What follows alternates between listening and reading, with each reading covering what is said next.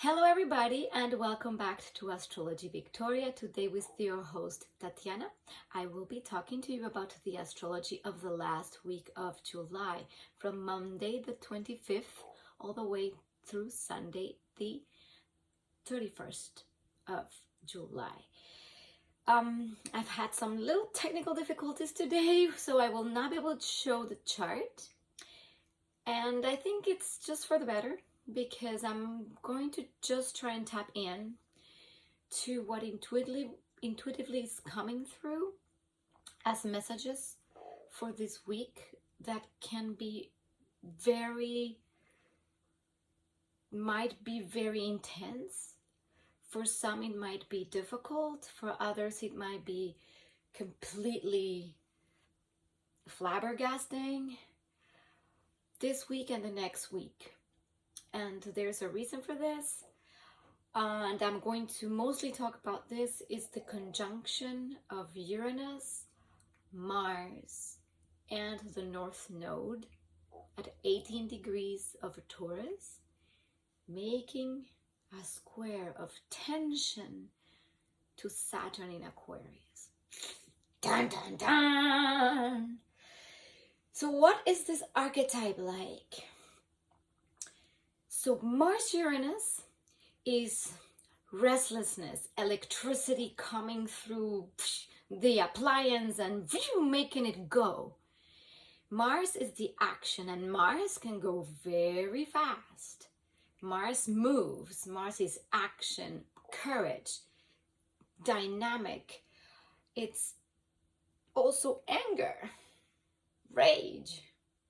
So all these things, we're going to mix them with an electric shock. What happens there? Restlessness, agitation. I'm gonna act it out for you. This is the Mars-Uranus energy. It's just go. It can be very restless. A little wow, I got restless, right? There is like an anxious and nervous energy about this archetype. Uranus and the North Node have been already conjuncting slowly for a while. And I've been talking about these changes that are imminent. They're not just like, well, they'll happen someday. No, they're imminent. And if we have been paying attention to what needs to change in our life, because the signs have been there, especially in the area of life where you have Taurus, your Taurus house. And if you don't know where that is, you can always contact me for a reading and I will help you figure all that out. Down in the description box below, you'll find all the info. Taurus, it's the area of our lives where we feel the need for more stability, because that is the energy of Taurus, is where we get our resources, how we can find ways to survive biologically. Is the food we eat, is the body almost we inhabit, is the sensing body, is the body that feels the things, smells, touch, everything that is about biological sensibility. It's all of that is in the Taurus. That's why Taurus is so connected to pleasure. And it's the flower that blooms slowly. Taurus is a slow process of existing, of blooming. It's ruled by Venus, the goddess of beauty, pleasure, grace.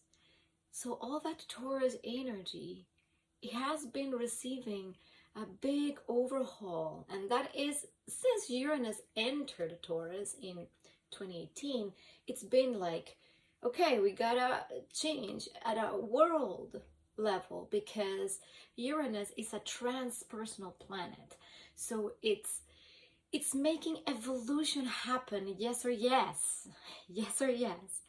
So as we move and things need to change in that area of life of how we get resources, we start seeing things getting a little bit agitated.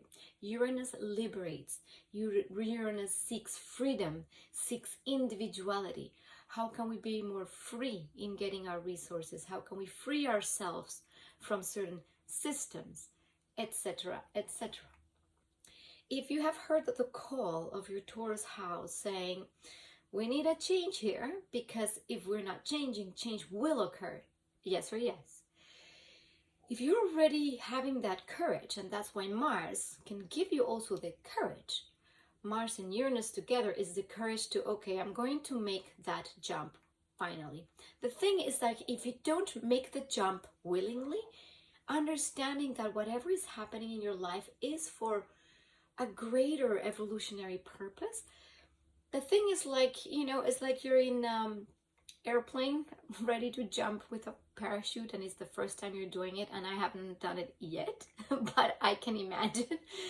It's like, ah, ah, and then suddenly if you go like, okay, I'm gonna be brave, courageous, I need to jump, and I'm never gonna be back in that airplane, I'm gonna be somewhere else when I land in like 1 minute. That's that energy of it's fast, it's now, it happens. Boom, we jump. Done. It's fast. Then that courage will lead you to changes that are probably very surprising, very fast. Your whole life situation might be different. But these changes are for the better. For the better. Even if they seem like there is a crisis, that you need to detach suddenly from something, like jumping from that airplane, because Uranus detaches, cut out, done, and it's not like wait, don't cut it. It's like it's done. You're not gonna put it back together, you know. And this is where the courage is needed, and the courage to be okay with change. If you stay attached and thinking, I can't do this, then what happens is life makes you do it. Yes or yes. And then the crisis is much bigger. So in order to avoid this crisis, we need to appeal to the best of the planetary triad, which is Uranus, Mars, in a square with Saturn. So what happens in a square? That there is tension. There is something in your Aquarius house, that, or area of your life, that it's seeking a new structure of existence, or it could also be holding on too tight to old models of existence. And this is the time where, as this square happens, Uranus and Mars are going forward with the North Node, which is almost like a divine will of that's the North Node is like the pointing arrow that we're going there, we're not going back. And Saturn is like holding it. It's like a kite flying, and it wants to snap and move on. And there's like, no, you can't leave. Reel it back in. And it's that energy of that tension. There is like a go energy and a stop energy. And there's a restless energy and an oppressive energy. In the world stage, and I'm not necessarily a mundane astrologer, which deals with the astrology of what happens in the world. And I don't watch the news, so I only get info sometimes from, you know, social media, and I don't know if that can even be that believable, but I do question absolutely everything. However, some images can be very, you know, striking. And as we know, there has been, you know, protests and riots around, you know, with the farmers in the Netherlands, in Sri Lanka. And I've talked about this in the past. This is like ramping up. It's about our food. It's the farmers, like, where are we gonna eat? There could be food shortages if there's all this upheaval in the farming industry.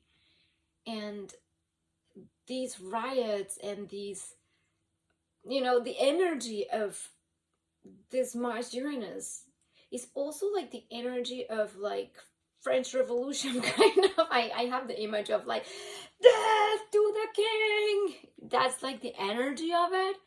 It's like, let's behead everybody. Ah! And then it's the storm, and it's like an unstoppable, like, it just gets out of hand. And then there's Saturn, you know, like holding, repressing. So that's like the police barricading, you know, and stopping a mob. This is that kind of energy. So with this being said, how do we, at a personal level, channel that energy into something productive, into something positive? Because it might get really tense. Well, first we summon the courage to jump into something different and something new. We just do it. That's the first thing. And the second thing is we use the energy of Saturn, who, you know, it's taming it, not to feel oppressed and repressed and obligated, but we use that energy to ask ourselves, okay, if I let this like energy go and things fly off the handle, how can I still keep a handle on things? And center myself, take a deep breath, stay present. And this is something very important. Stay present to your surroundings. What is happening in your surroundings right now? Not in your mind, not in the news, not in that other country or in that other place. Right now. If you are in absolute fight or flight right now because you are literally being attacked, well, that is one thing. And yes, go save yourself, go do something. And unfortunately, there are countries now at war, and that's why if revolutions start happening, there might seem like there is like a shit show. And that energy of the earthquake happening and people running around like crazy, like headless chickens, is what usually causes the most accidents, the most, you know, injuries, you know. So how can we stop in the middle of this chaos, or whatever chaos could potentially be happening in your life, and go, I'm gonna take a deep breath, stay super present, and observe. Observe also your body. Observe what's going on inside. Maybe the restlessness is an inner sensation of your own psyche in your body, giving you information. Direct the breath to those parts of the body. Really, like taking deep, long breaths and direct it. If you feel the restlessness, maybe it's in the solar plexus, you can also use this technique to release the vagus nerve and just breathe and release tension. You just press here.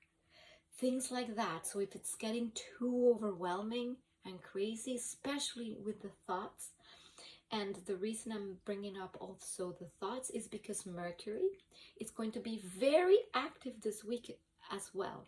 It's going to be making a square as well to Mars and Uranus. So there's this amazing tension between Mars and Uranus on the North Node going that way. Mercury on this edge, squaring, like with, it could be rash words. It could be like things that are said without thinking, impulsive, even insulting. Ba, ba, ba, ba, you know? It's straight to the point. It's a straight shooter, but sometimes there's no filter and there's no taking back that arrow and that hurt. And with this, the opposition to Saturn that's on this corner, this T-square to the North Node, and it's going to be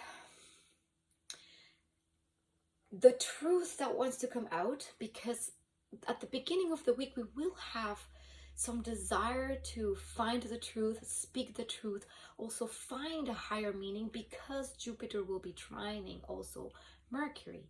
So there's like, first this like, I need to know the truth, I need to speak truth, I need to find meaning. And then there's this like expansive speech, maybe things come out and people speak about stuff, and then Saturn comes in, shut up, and then the restless is, let me speak, and then everything goes berserk. That could be one outcome. I'm just describing the energy. How to avoid this and how to help those who are in their psyche going through this. First of all, let's remember something. Whether you believe it or not believe it, this is my personal belief, is that as we are connected, everything is interconnected through the quantum field of information. So our thoughts vibrate, our emotions vibrate, and they have repercussions everywhere. So if you know that if you vibrate the fear, somebody will pick it up like a Wi-Fi signal and go, ugh! However, if you vibrate love, if you also pray, and I know prayer is kind of like an interesting word, whatever for you prayer means, for me, prayer is just connecting to that deepest part of myself, and maybe beings of light that guide me. I do believe in angels and guides as part of my own self in another dimensional field that is much more evolved. That's what I believe angels are. Basically, it's ourselves in higher dimensional fields. So just bring that and say, assist me, please. And then you visualize the earth in a beautiful pink energy, soothing it, almost like you can caress the earth. And I feel called to just take this beautiful ball of rose quartz and imagine if this were the earth, and you could just soothe it with pink energy, saying, yes, there is much struggle, there is much pain, but right now, I, with my divine power, can help send energy of healing, send thought form, send a vibration from my heart, say, I have compassion for the earth, for the people that are suffering, and for those who have not yet seen, that there is choice. We feel that we have no choice because there can be forces that are huge oppressing us. So the natural thing when you're inside a little space and feels like that, it's like, I'm out of here. You're just gonna break the door. You're no longer going to open it up gently or figure out a way to, MacGyver it open. You're just gonna freaking kick it and open it, and then it's gonna break it, and then it's broken. This is where the glass shatters. This is it, it's broken. Can't put that back together. Once it's broken, it's broken. So the energy, because it's so heightened, we can help and assist like that by we ourselves taking responsibility, and that's Saturn, for our own emotional restlessness around whatever comes in the news, whatever comes from outside, whatever you might find. Yes, we could be seeing things like, the prices of gas go even crazier, or then suddenly there's shortages, and then again we could be having situations like, the toilet paper roll situation back at the beginning of the pandemic, where people were just fighting over toilet paper, and it's like, whoa, wow, what do we do with this? Does that mean that we don't speak up and say our truth and say what we need to say? No, it does mean that we need to also be able to speak up. The issue with Mars squaring Mercury is that you might not even be thinking and just blurt out the first thing and go like, blah, blah, blah, you idiot, blah, blah, So a little bit of self-moderation, also moderating your thoughts. Thoughts can start ramping up at speeds. And the anxiety usually comes from thinking of all those things that are not in our present awareness. They are outside, but they are somewhere. If somebody said something about something. Now, the other thing is like all these energies in Leo, and this is also happening at the time of this new moon in Leo. So all of this is imprinting the month of August. There's an imprint of this energy. And Leo, the energy of Leo is the energy of the self, is the energy of the heart. Leo rules the heart, is the energy of self-expression. It's me, my existence. It's the energy of the ego as well. The ego as the recognition that I am probably separate from things and have my own journey. And when the ego goes into shadow, it can become self-centered and not acknowledging others. So all this energy of Leo is going to be hot, hot, hot. The sun is in Leo with Mercury. So we might want to speak really from our perspective and go, this is me, and I believe this, or I want this, or I am this. And when there's a square to Mars, Uranus, and a tension with Saturn, there's going to be severe, I believe, shut down. This could be by the media, this could be particular people, or even informations that want to come out and get suppressed, rebellions that might get squished,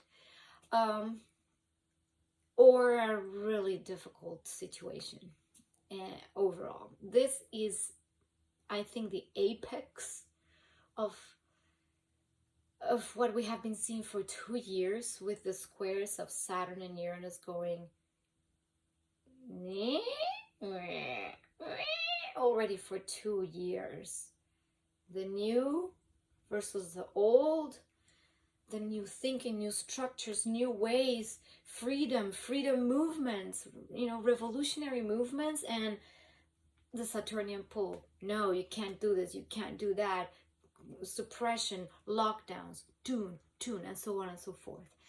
This has created immense grief amongst the general population of planet Earth, all of us. And to add to that, the amount of psychic tension, this is could be the drop that fills the cup, and that's it. That's it. Break. So again, how to avoid this? Yeah, I said those things already. Prayer, centering, emanating light and love, visualizing planet Earth. Also get with groups of people together and do this in group to help the energy flow through the Earth. This could seriously mitigate very devastating actions. If you have not yet seen the works of Lynn McTaggart and the Intention Experiment and the Power of 8, I suggest you look into that, because there are some experiments done regarding what the power of intention of many people creating heart fields and intentional fields can create in the world. Like crime rates could go down in a city when people are doing these massive meditations and group intentions. So don't think because something in the world is terribly wrong and you're like, oh, I'm in this beautiful paradise here or whatever, and nothing is happening in my life, that I cannot do something. Or if I'm not out there with a flag parading or, fighting, and more like in a how do you call this? The word slipped my mind, like anarchy, kind of. Not anarchy, what's the word? Activist. Okay, if you're not out there being an activist, that doesn't mean that you cannot be an activist within yourself. And the first activism that should happen is looking within. There are lots of planets also in retrograde at this time.